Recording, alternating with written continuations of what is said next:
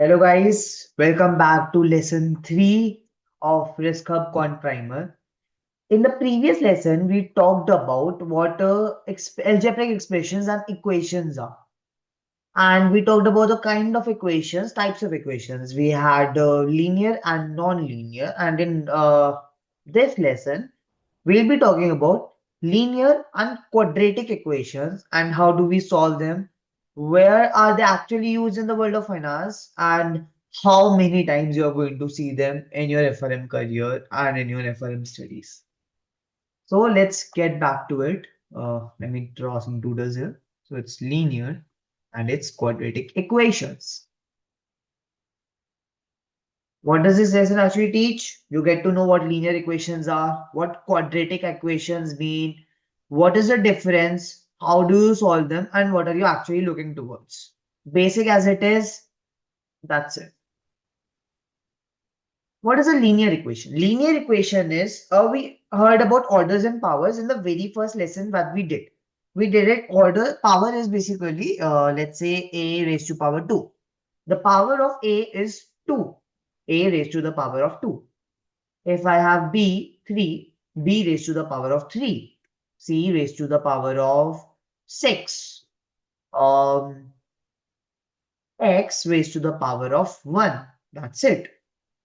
When there is no power written, like it's y, it's z, it's simply said that they are raised to the power of 1. Any number raised to the power of 0 is what? Guess 1, 2, 3. It's the answer 1. Any number raised to the power of 0 is equal to 1. That's we heard about. Now, what are linear equations and what do they mean and how is it linear? When the power of the equation, when the order of the equation, order of the equation means the highest power in of any variable in the equation. So let's say, let's have some examples here first. Let's take this blank page right now. And let's say I have an equation, this, okay. X raised to the power of 5 plus y raised to the power of 2 plus x raised to the power of 4 plus z raised to the power of 7 is equal to 0. Let's say this is it. What's the order of the equation? Drum roll, 1, 2, 3. It's 7. That's the order of the equation. That's the highest power in the equation. 7. When the power of the equation, the order of the equation is 1, the highest power in the equation is 1, it's a linear equation. That's what we, okay, let me just get this off. So that's a linear equation.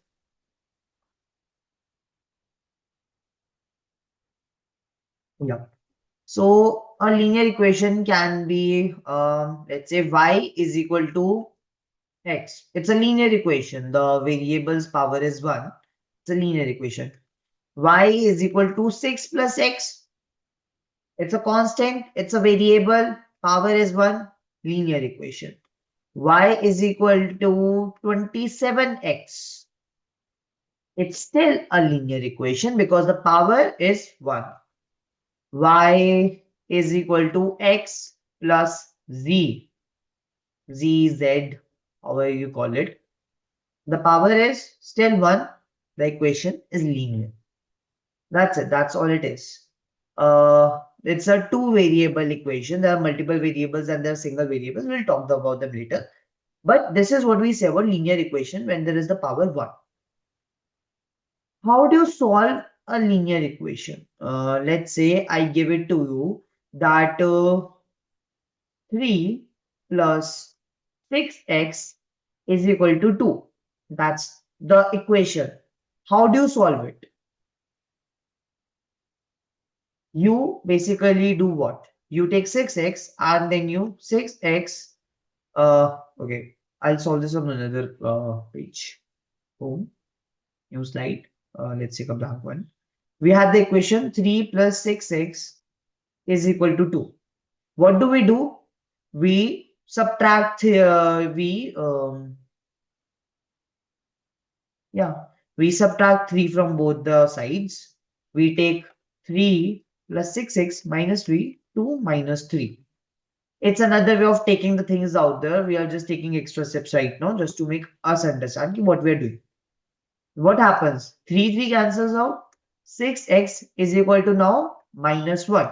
X is equal to minus 1 by 6. That's it. That's the answer. X is equal to minus 1 by 6. Let's take another equation. Let's take 3x plus 24 is equal to 8x minus 3, or let's say minus 30. Let's say this is the equation. What do? We take both the terms with x variable to the one side and both constants on the other side. So it's 8, let's take this here, to 24 plus 30 is equal to 8x minus 3x. We take this, so we changes the terms, like minus 30. If it goes to the left hand side, then it becomes plus 30. And if 3x goes to the right hand side, it becomes minus 3x. 24 plus 30, 54. 8x minus 3x, 5x. X is equal to 54 divided by 5, which comes out to be, yes, you guessed it right, 10.2. No, 10.8. Sorry. 10.8. So x is equal to 10.8. That's the answer. And this is how you solve equations. This is how you solve linear equations. Let's say, now what do we have? We just don't have linear equations in one sense. We have linear in single variable and multivariable. Let's say I give you two equations. X plus y is equal to 14. X minus y is equal to 6. Yeah, cool. How do you solve this equation? What do you get? There are two ways. Sum the equation, uh, it gives you 2x plus y minus y gives out to be 0. And then 14 and 6, you get 20. Adding the equation, x is equal to 10. You get x is equal to 10. Then what you do? You put it here. 10 minus y is equal to 6. What's y gotta be? Y gotta be 4. That's the answer. So you get x is equal to 10 and y is equal to 4. That's the answer. Another way is substituting. Let's say x plus y is equal to 14. What do? I find out what y is in the sense of x. So it's 14 minus x. Now what do? X minus 14 minus x is equal to 6. I substituted the value of y from the first equation. X minus 14 plus x is equal to 6. 2x minus 14 is equal to 6. X is equal to 20. Adding the 14, 2x is equal to 20. X is equal to again 10. Y is equal to 14 minus x. Y is equal to 14 minus 10, which comes out to be 4. This is the substitution method. These are the methods of how you solve linear equations. In regression, linear regression, you get such equations very often. You get y is equal to a plus bx plus some error term. This b is the slope, this a is the constant term, and that's what you get, y is equal to a plus bx plus some error term. That's linear regression stuff. Let's take out the error term. We have the very famous capital asset pricing model. And in that, when you calculate the return, expected return, or the return that you need, the formula is, you guys it, it's a risk-free rate, you learn about it, beta, the slope, and market risk premium, which is return on market minus risk-free rate, beta of the asset, RI, return of the asset, I, and then beta I, and this is a linear equation. This is the slope, this is the constant, and this is the variable. That's it. That's your CAPM, capital asset pricing model. The most, a really very famous equation in the financial markets. And it's a linear equation. And you solve it to find out the returns, to find out the risk, to find out the measures. different kinds of time value of money. It's all done through linear equations. We already solved linear equations by substitution and elimination method. We talked about single variable and multivariable. Single variable was when there was, like, let's say 2x is equal to 3. There is just one variable x. 2x plus y is equal to 3. Or now there are multiple variables. There are two variables, multivariable equations, multivariates. Now, what is a quadratic equation? Linear equation has this one thing. Uh, it's not the same page, solving a linear. Let's say we have this. Let's say your y is equal to x plus 3. What happens now? Let's say, okay, this is your y-axis, this is your x-axis, this is 1, this is 2, this is 3, this is 4, this is 5. Let's solve y for all these numbers. 1 plus 3, 4. 2 plus 3, 5. 3 plus 3, 6. So, 1, 2, 3, 4, 5. I know this is not the most ideal way of writing the numbers, but let's go with this. So when x is 0, what happens? X is 0 plus 3, 3. This is where the line starts. And then in a linear fashion, it grows. X plus 3. 1 is 4. Okay, I know this is not like, okay, let's just point the values first. Then I'll be able to join it better. Um, so this is not a line, but this forms a line. This forms a very straight line. And this is your linear equation that forms a line. With quadratic equations, you get a slope. You get a curvature in your equation. What is a quadratic equation? Quadratic equation, the general form. There is a general form of quadratic equation, and it is ax square plus bx plus c is equal to 0. That's the general form of it. Where the power or where the order of the equation is 2, the highest power is 2, there's a curvature, then this is the general form. Any quadratic equation can be written in this form. Let's take some examples. Let's take a very generic example right now. 3x square plus 5x minus 6 is equal to 0. It has the ax square. A is 3, x square is x square, b is plus 5, x is x, c is minus 6. That's it. Another way, let's say the equation doesn't have a plus 5x. Let's say it's uh, just 3x square minus 6 is equal to 0. Is it not a quadratic equation? Ask about that. Is it not a quadratic equation? It is. Why is it not going to be a quadratic equation? Because 3x square plus 0x minus 6 is equal to 0 can still be written as 0 and 3. This way. Okay, the x is 0, that's the b variable, but 3. And then there's minus 6. One thing that cannot be summed in quadratic equation is that a cannot be 0. This a cannot be 0. A is not equal to 0. Otherwise, what is the meaning of the quadratic equation with 0? If a is 0, then let's say there is now 6. That's just minus 6 is equal to 0, which doesn't make sense at all. So that's why a cannot be 0 in quadratic equations. But anything else can be there. C can be 0, B can be 0, the variable, and the equation will make sense. All right.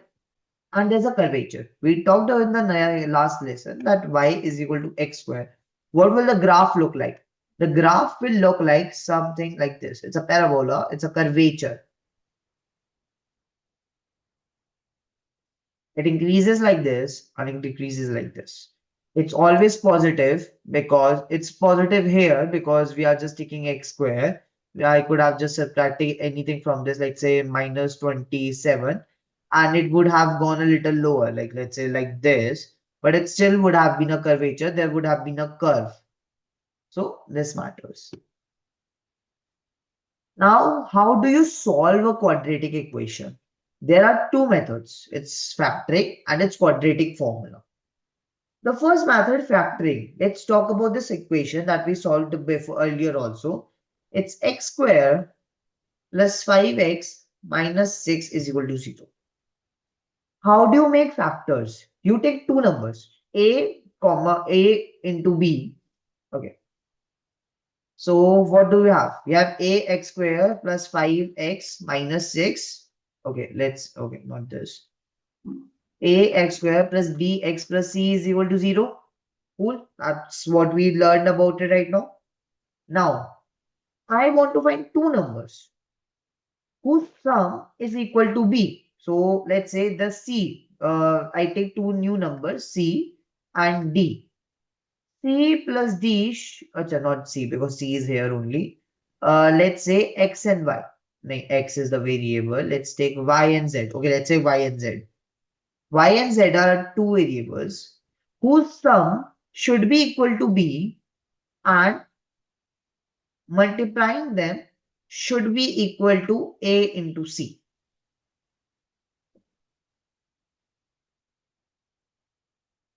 Okay. Uh, that's the multiplication. So 1 minus 6 plus 5. Now, what are the two numbers that satisfy this equation? I can think of plus 2 and minus 3. That's what I can think of right now. So let's take this. So x square plus 2x okay, minus 6 minus 5x. Okay, minus 2 minus 3 plus 6. Uh, let's make it plus 6.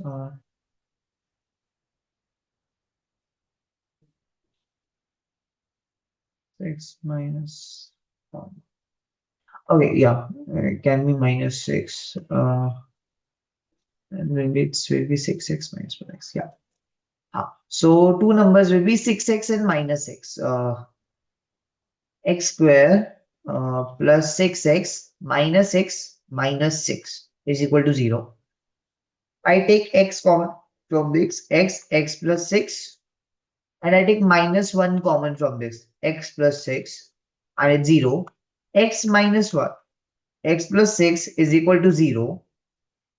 X has two values. X can be equal to 1 or x is equal to minus 6. Those are the domains of x. We talked about domain and range. That's the valid input of x that we can get here right now. Well, that's not the input, that's our answers over here. So to solve this equation, we have either minus 1, either 1 or minus 6 that can solve this equation. It's done through factoring. Now, what is the quadratic formula? What is the mathematical method to solve quadratic equations? There is the concept of this discriminant. Give me a second. The discriminant. It's okay. We have the quadratic equation ax square plus bx plus c is equal to 0. That's the general way you're writing it. The formula to finding the answers is minus b plus minus under root b square minus 4ac upon 2a. You solve this equation by plus and minus both and you will get your answers. That's it. This is how quadratic equations are solved very easily and it always solves the equations. Now, this part, this under root b square minus 4ac, or basically let's say b, give me a second.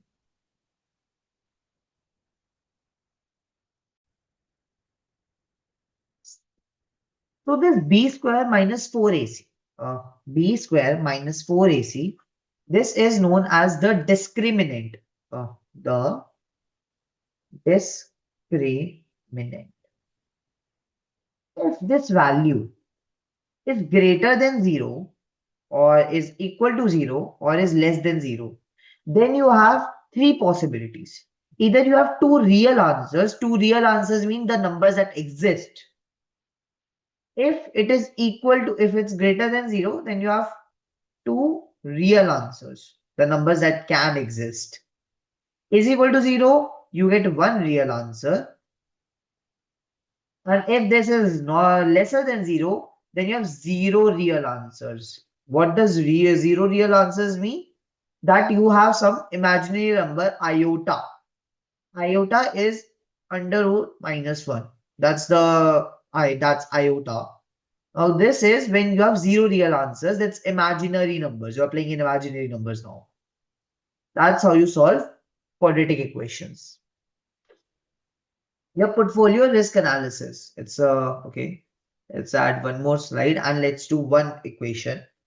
Portfolio risk is calculated. Portfolio risk formula is standard deviation of portfolio under root weight 1 square into sigma 1 square plus weight 2 square into sigma 2 square plus 2 into weight 1 into weight 2 into sigma 1 into sigma 2 into correlation of 1 and 2.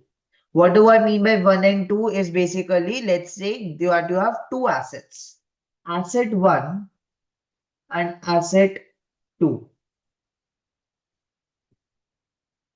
The weight in asset 1 is basically, let's say 10%. That your portfolio, you have $100. You put $10 in asset 1, the other 90 goes in asset 2.